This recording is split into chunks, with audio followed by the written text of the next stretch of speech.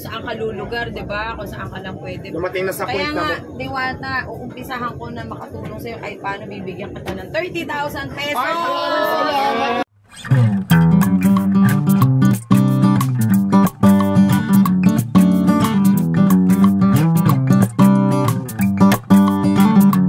Katunayan niya talaga, paubos ng puhunan. Kung mabuti nga talaga, madam, hulog ka talaga ng langit.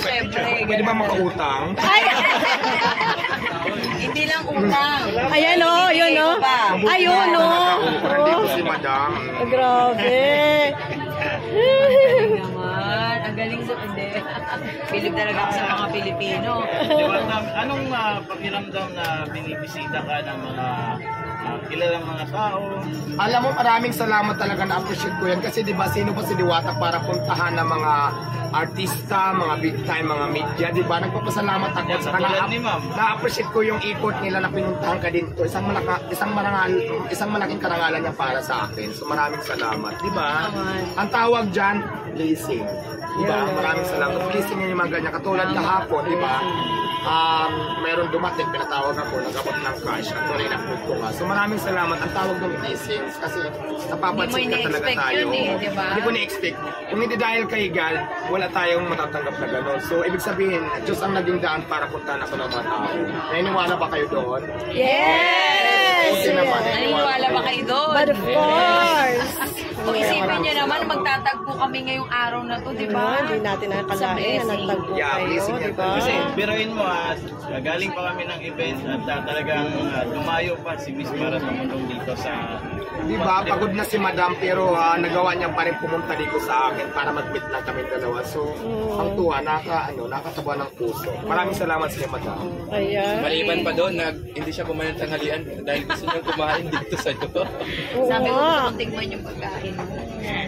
Pwede naman, Madam, kung mahilig ka ng pagkain kali. So, syempre naman, bakit naman ba? Basta Pilipinong pagkain, gawa ng Pilipino, tatang Pilipino. Ang alam ko kasi kumakain ka sa mga Shangri-La, sa mga... Pilipino ko, syempre, unang mga tatang Shangri-La, mga Pilipino. Shangri-La, Okada, mga City of Dreams, mga ganyan ang pinupuntahan, mga Mall of Asia. So maraming salamat. No, ngayon naman Diwata Paris naman. So maraming salamat sa iyo. Ano ba gusto nyo? Ano gusto nyo kainin? Para pila na tayo. Si Diwata. May challenge ka ba kay Diwata? Huwag mo nang papilayan si Madam. Bigyan mo na lang siya ng chicken at saka siyempre yung overload para matikman niya lang. Tikman mo lang kung kaya mo. Ano man nalaman na favorite ko chicken? Dati kasi ako manghuhula. Si Madam Diwata. Mukha akong manok eh. Favorite ko lahat ng luto ng chicken, adobo, prito, lahat. Tama ma'am, kasi sabi niya dati siyang manok eh. Sabi ko, kasi sabi nga nila, di ba, isang kahig, isang tuka lang ako dati. Dati akong manok. Isang kahig, isang tuka. Tama yun, di ba? O, hindi isang kahig, isang tuka. Ibig sabihin, dati akong manok. Yan ang buhay ko dati. So yung mga staff ni Ma'am na nasa 50 mahigit, ipila na po. Pila na kayo sa likod. 50. Siguro yung staff mo, pumila na lang kasi nakakaya naman sa pumila. Pero ikaw, bibigyan kita ng special treatment. Pumila kayo Kasi mahigit 50 yung staff dyan. Oo nga eh, baka nakakaya naman doon sa mga nakapila. Pero ikaw, bibigyan na kita ng dahil siyempre Madam ka, hindi pwede. Hindi, okay lang ako pumila. Mahalaga. Pumipila din yan si Ma'am. Oo, hindi naman ako. Batang San Andres yan. Batang San Andres, Bukid, Maynila. Na dating nakapaa pag naglalakad. Ibig sabihin, proud ako sabihin kung saan ako nanggaling, di ba? May nagtatanong, payag ka ba daw na mag-franchise sa Maynila? Ay, why not? Diba? Kung may pagkakataon talagang gagawin ko talaga. Kasi alam mo talaga, yung mga pangarap ko talaga, ma-expand pa yung Diwata Paris over to. Magkaroon ako ng mga branches sa Manila, sa buong Manila, sa NCR. So yun talaga ang plano ko. So bakit hindi, diba?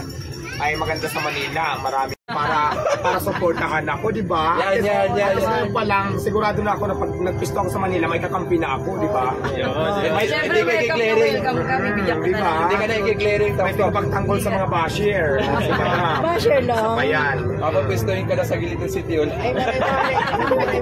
Kung saan ka lulugar, di ba? Kung saan ka lang pwede. Dumating na sa point na. Kaya nga, Diwata, uumpisahan ko na makatulong sa'yo kahit paano bibigyan kita ng 30,000 pesos! Ay, salamat! Sandali lang po. Mauho, sabi ko nga talaga, si madam talaga hulog. Medyo masikreto kasi. Madam, bigyan kita ng 30,000, harap-harapan na. 1, alam mo, madam, nagjujuk lang talaga ako, pero Diyos ko, akin na ito. 6, 7, 8, 9, 10, 11, 12, 13, 14, 15, 16, 17, 18, 19, 20, 21, 22, 23, 24, 25, 26, 27, 28, 29, 30!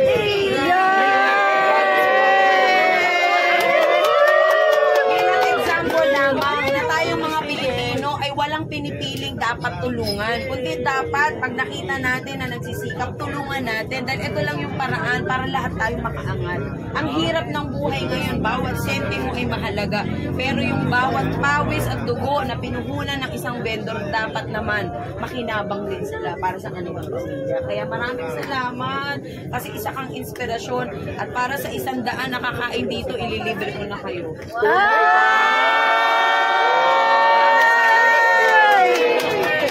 Maraming salamat din sa iyo, madam, kasi nagbibiro lang talaga ako kanina mangungutang. Pero alam ko naman marami kang pera sa pagkakit ko na din. Maraming salamat talaga. Sa 13,000 talaga.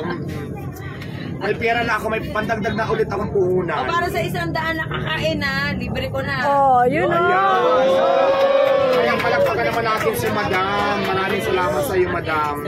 Parang nagugulat siya. Pero syempre, walang imposible. Diba sabi mo nga? Diba? Kaya yun ang sinasabi ko na dapat magtulungan tayo, huwag maghilaan. Si madam tinulungan ako. Sana ganun din kayo, tulungan nyo din yung iba kapwa natin na talaga lumalaban naman ang patas sa pamamaraan. Diba? At syempre, lahat ng mga vendors gusto ko rin tulungan. Huwag kayo mag-alala, magbibigay at magbibigay po ko ng oras para makausap ko kayo. At isa ko, sa paraan ko po, hindi naman kailangan na sa politiko palagi isang tao gustong tumulong. Kundi kailangan nakatungtong ang paa sa lupa para maramdaman natin kung ano ba ang ibig sabihin ng pagtulong at isang Pilipino katulad natin.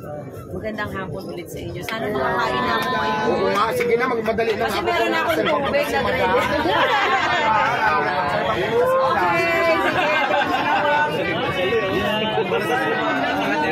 Overload tapos 100 na chicken.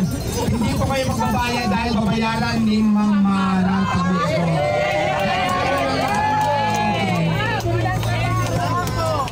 Kaya maraming salamat po. Pasalamatan natin ang nagbigay at nagbigay na napakabait at napakaganda na si Mang Mara. Napakamatulungin. Kaya maraming salamat at maraming salamat na maraming salamat, Mang Mara. Dahil gusto ko lang naman ang nalagyan mo. 140 tao, hindi lang 10, hindi lang 20, 140 po ang hindi magbabayad yung price na darating ng 140. Kasama ko kayo sa mga magbibigyan ng libre.